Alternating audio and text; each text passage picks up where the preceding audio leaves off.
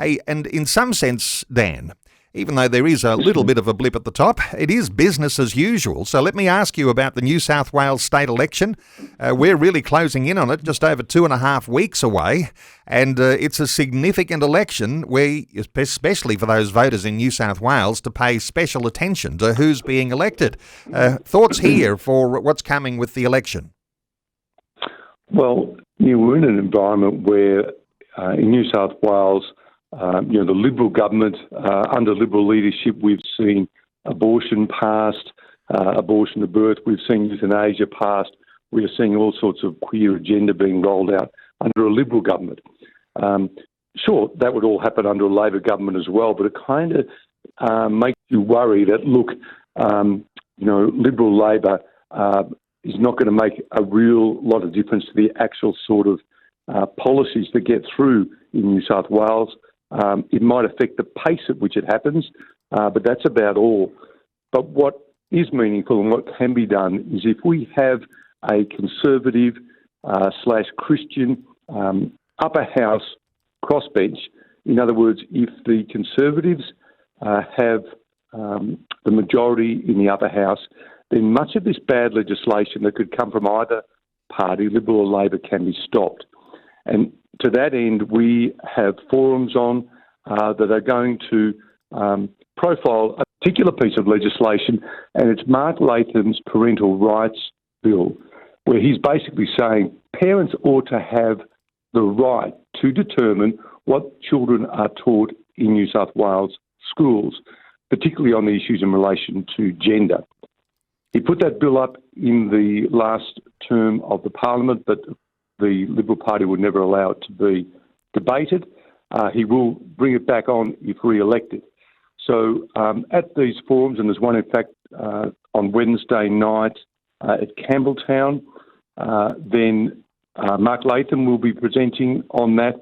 We will also hear from Lyle Shelton, who is running as an independent, and both of these gentlemen have vowed to be the Conservative crossbench who would resist any encroachment of parental rights by the government of the day, whoever that is. So there's a forum, an in-person town hall type forum in Campbelltown, Wednesday night. Then next Monday night, Parramatta, Liverpool the following Monday. So the 8th of March, 13th of March, 20th of March. And for those who can't get to those areas which look like Western Sydney, there will be an online forum at which people can address their questions to Mark Latham and Lyle Shelton, and that'll be on the 16th of March. So people can watch out for that. But it's really important that Christians in New South Wales know what's at stake, particularly in relation to parental rights. And can I say, we have been on the phones ringing people in New South Wales over the last week, and we're planning basically to do that Monday to Saturday over the next few weeks to get the word out that this issue of parental rights in school for their children is really important, so that our children don't come home, having imbibed gender fluidity, challenging the parents about gender and their own gender.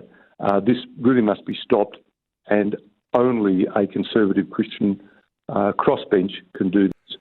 Well, in a time when we'll often say we're in the middle of a cultural revolution, you have the opportunity to become a little more informed about what's happening with an election. That's going to be absolute gold for the Christian listener. So you've got these 3 forums that are around the Sydney region. There's also about 80 odd forums that are coming around New South Wales. Freedom for Faith, the organisation, is organising all of those. You've got to have organisations working together in all of these different dimensions to be able to inform a general public about the things that they are facing. These are crisis things and the interesting thing, Dan, is that none of these sorts of issues are being debated in mainstream media. For most people who are getting their news from mainstream media, they're missing some of the important things that are bringing dramatic change to their community. Any thoughts here? Look, it's, as you say, all these forums are really important, and any time you get a chance to get out of your home, get into one of these forums, listen to the candidates, ply them with questions, all the better. The voters are the employers, and I do encourage people to attend to these forums. And certainly they can find details of the ACL forums on the website. Okay, there's forums, but there's also a website for every listener who is listening to us right now. The New South Wales Votes page that is set up ahead of elections, whether it's federal elections or state elections. ACL has these website pages. Lots of good foundation understanding for what's happening in your own electorate with the people who are your current incumbent members and those who are candidates. No matter what electorate you're in throughout New South Wales, you've got a lot of bases covered, Dan.